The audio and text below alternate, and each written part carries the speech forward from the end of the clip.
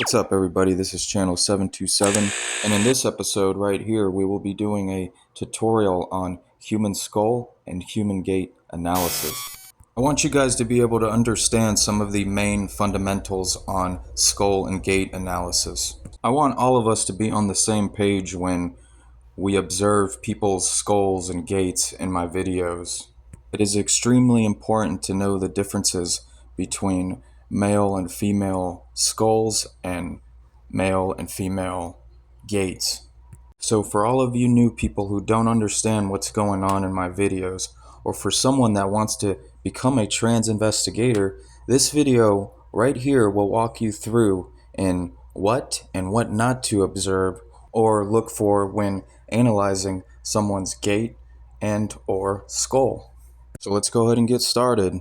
Let me go ahead and walk you through this and show you a few things so you are able to debunk people's genders. I want this to be an easy video, so short and simple. I'm going to go straight to the point and show you the main things that you need to look for.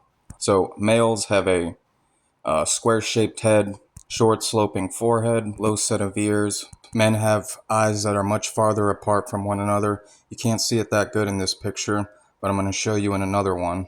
Men have wider faces, wide cheekbones, with square jaws. So now, females, they have an oval-shaped head. I like to call it an upside-down egg-shaped head because that's what it looks like. Their ears sit higher compared to males. Females have eyes that are much closer from one another.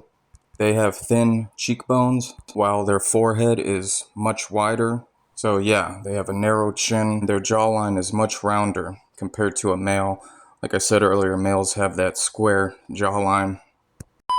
Here we have an image of what a male and female's chin should look like. I don't always like to look at the chins of my suspects because, as we all know, plastic surgeries do exist and they can easily shave and grind the bone down to whatever shape or size that they want it.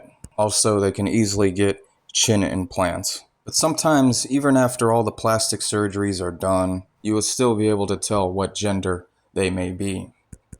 Alright, let's take a close look at the male and female skull. As you can see, we have a male skull to the left, female skull to the right. And as I was saying earlier, as you can see in this image, males have eyes much wider apart from one another compared to females. Females' eyes are much closer together. Wow, ladies and gentlemen, take a look at the huge difference, male skull versus a female skull. Look how much broader that male jawline is, and then when you look at the female one, it's this thin, narrow jawline. This is why I tell people that my skull checking videos are highly effective.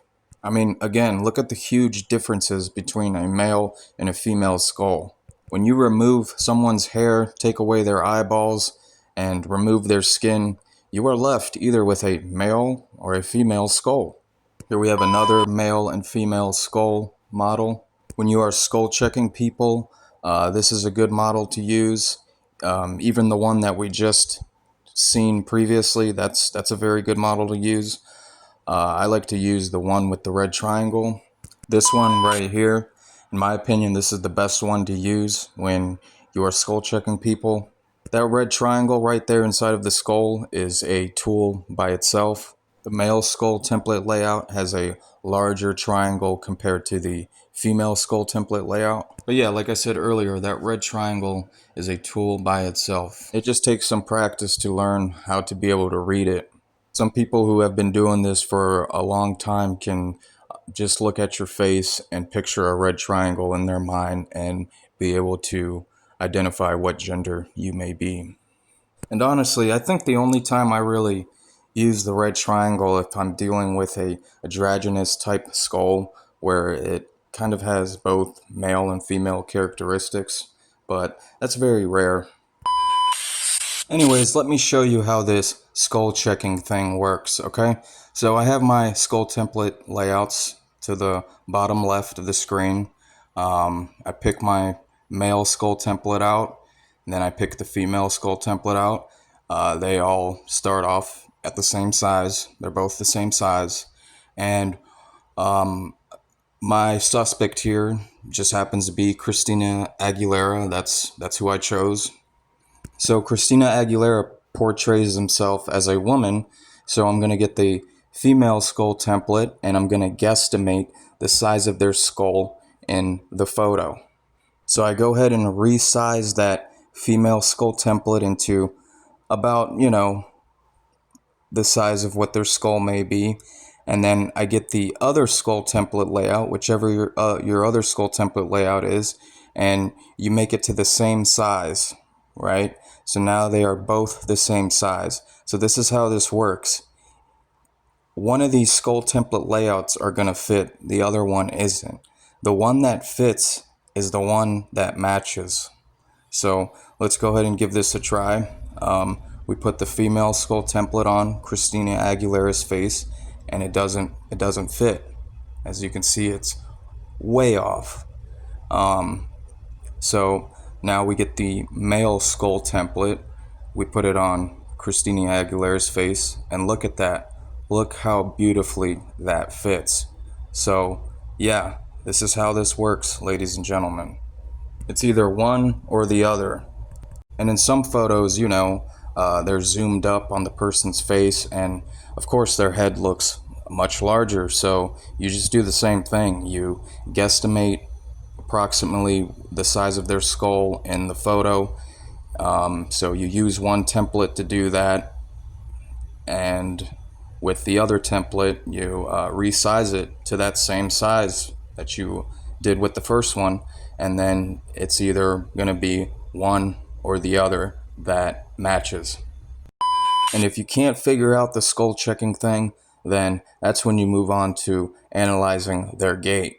In my opinion, gait analysis is the most effective method to use debunking genders. When males walk, they have much wider footsteps, and picture a railroad track. Now picture their feet landing on the sides of those rails. Now when we look at a female's gait, females' feet, after each footstep, their feet remain much more closer together, and it's almost like they're walking in a straight line. Picture, tightrope walking. When you are observing somebody's footprints in the snow or sand, you can tell by their footprints what gender they may be. So yeah, biological females tend to leave no space in between their footsteps. Like I said earlier, they're pretty much walking in a straight line.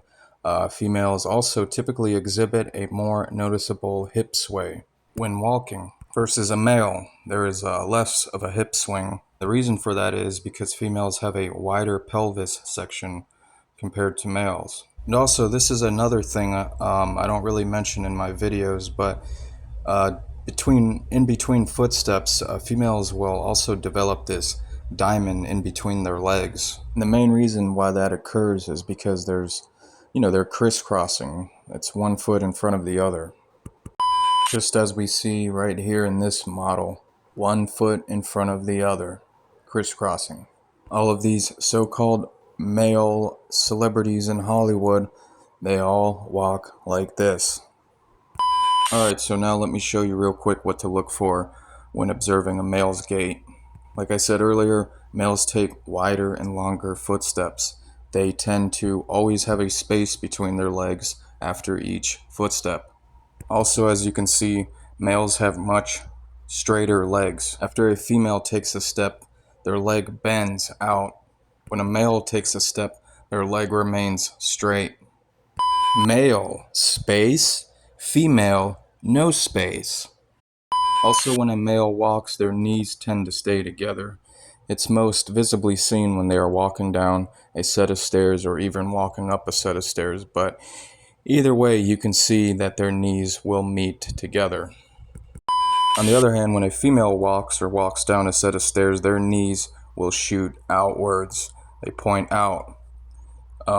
Males' knees point inwards, females' knees point outwards. But I guess in some cases, women who have wider hips tend to have knee valgus, which is when the knee collapses inwards. With wider hips, it becomes harder to control the knees. women's knees have to rotate when walking, while men's knees do not rotate. Exactly, men's knees stay together.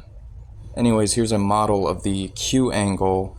The Q angle, that angle right there, is most visibly seen on females versus males. Females have much more of a slope to their Q angle, while males' Q angles look pretty straight. There's not much of a slope there. So yeah, we're just about done here. Again, as I said earlier, females have a much wider pelvis. They are the ones with the thicker waistline, the thicker hips. Males don't have that. Females have a much wider pelvis is because so they can give birth, Here are some more things you can look for when you are trans investigating. See that third person to the right, there's that diamond right there that I was talking about earlier between their legs. Females have those sloping shoulders. They have that high pitch to them. They got much rounder shoulders and traps, which I've covered in my previous videos. Let's go ahead and knock this out too while we're at it. The necks. Okay, so females have a short and thin neck. Their necks tend to be much smoother. Males have much longer and wider necks. Most of the time their trachea is very easily seen. And of course everybody knows about the Adam's apple, but that doesn't always mean something because they can get their Adam's apple removed. They can also get an Adam's apple implant. So the things that I'm covering, they're just other things to look for besides that Adam's apple. Also, males have much more visage activity that's noticeable compared to females. So yeah, these are the main things you need to know when you are watching my videos. I sure hope this does help, especially for you new people. Please be sure to like and subscribe to my channel. For any personal requests, please leave the person's name below in the comments. And for any requests that you guys might have made in the past, don't worry, I will handle them, and more content is on the way. Have no fear of man. Jesus is always with us. Take care, and God bless.